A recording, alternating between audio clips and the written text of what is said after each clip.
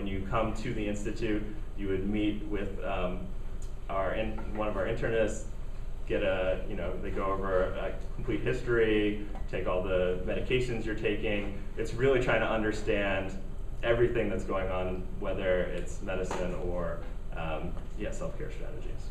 So who comes to the clinic? So people. For what? The Red Sox. Yeah. So people are either referred to us by their primary care physicians, or they hear about the Institute on their own and come. It's for generally chronic conditions. And here's actually, that brings me to my next slide. That are two basic programs, which is our gold standard program, which we've had operating forever, the Relaxation Response Resiliency Program, which has, it's aimed at decreasing distress from chronic medical conditions. So if people are having symptoms, which we'll be talking about in a second, but where they can't sleep, if there's pain, if there's basically any chronic medical condition, people would enroll in this program. And since then, since the development of the first program, we've started having more specific programs because there was a lot of desire, and it helps to cater, depending on the needs of a certain population. So these programs are currently underway. There's some, we previously had a Lighten Up program, which is for weight loss, which is sort of morphing into a mindful eating program at the moment. And and the newest addition on these is the Successful Aging group taught by Ann Webster for people who just want to learn, I'm aging, how can I stay healthy? Which, I mean, the idea is I think we need these for anyone. It doesn't really matter what age you are, but there was especially a desire from this population. I have a question. Yes. The primary program, is it done elsewhere? I mean, you hear a lot about the mindfulness-based stress reduction, and it's in cities all over the country, but I've never heard of this.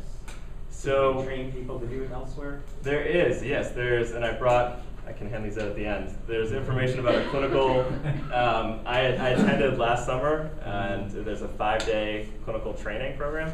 And then they have other programs where they'll teach people to sort of set up their own group like this, depending on the needs of the population that they're particularly interested in.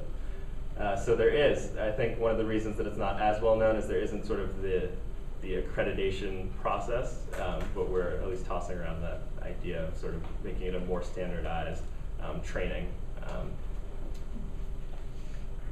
Any other questions about that? No, I'm just looking back. Okay. All right, so the overview of the program, it's generally an 8-week program, although some are longer if we found specific populations need or want longer. They're generally group format, 10 to 20 people in the groups. They're 1.5 hours a week, and there's homeworks where people keep track of how long they're practicing their meditations. They keep gratitude journals. They will record different things that they're, that's the gratitude journal. They'll keep a biodot on their finger, and it measures sort of temperature on your hand. And so keeping track of, your hand temperature changes depending on your moods, and sort of just becoming more aware of that. So there are a bunch of different logs that they'll keep to help them become more in touch with these different processes. The topics covered, relaxation response is the backbone of the programs, but we cover everything from stress physiology and cognitive restructuring to social support and spirituality. And actually, social support is really built into the setup of the group, given the group format. And Ann Webster's Successful Aging group, which I just mentioned, I've been sitting in on that group, and the participants don't want it to end. They've had reunions, and now they're having mega reunions where they're combining the first group and the second group. And it really has been, the group itself has become a tight-knit community, and it's amazing to watch that progression from the first week to the 8th week. Yep. We have recently started in the last couple of years a kind of similar program at the University Cancer Center. Oh, yeah. And I did it last year. It's a group format, I think it was 10 weeks, and a couple of hours a week, and covering a lot of the same topics. Oh, really? Yeah. I wonder if anyone from there had been, gone to the clinical trainings or been associated at all or whatever, sort of developed independently. But that'd be interesting to find out. Yeah, I think independently, but with a lot of experience in working in these kinds of things. So, I mean, this was one of the books that was recommended. Yeah. Hence the book group. Right. Cool. Yes? So, what do you do for spirituality? Yeah, so spirituality, different group leaders will tackle this differently.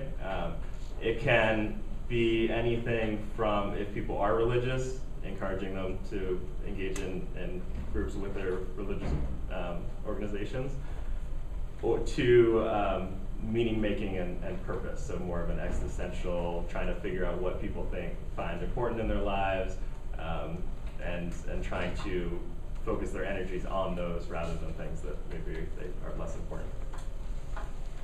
Yes? What do you mean by the cognitive restructuring? So cognitive restructuring is, it's sort of based on the cognitive behavioral therapy, and what you'll have is people will write down both automatic thoughts that come up. So they'll have a stressful event that happens, right? And let's say coming and you're late for a meeting, or you're trying to get across the country and your planes are all delayed. So you would have people write down what the event was, and then write down sort of the automatic thoughts that come up. I'm late to everything. Why does this always happen to me? There's no way I'm going to get there.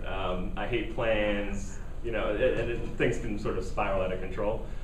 And we also write down sort of what is going on in the body. If you notice a shortness of breath, if you notice your heart racing, physiologically what's going on. And then sort of taking those and thinking, all right, now are any of the thoughts in particular sort of out of proportion and don't accurately reflect reality?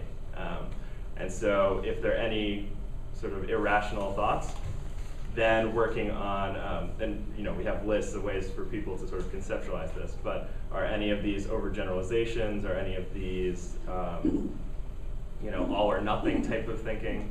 And then is there a more constructive way I can think about this?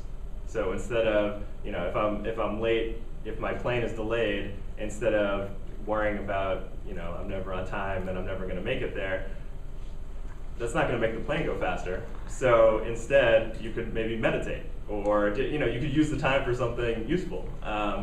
And so that it's figuring out in various situations different ways of thinking that are beneficial.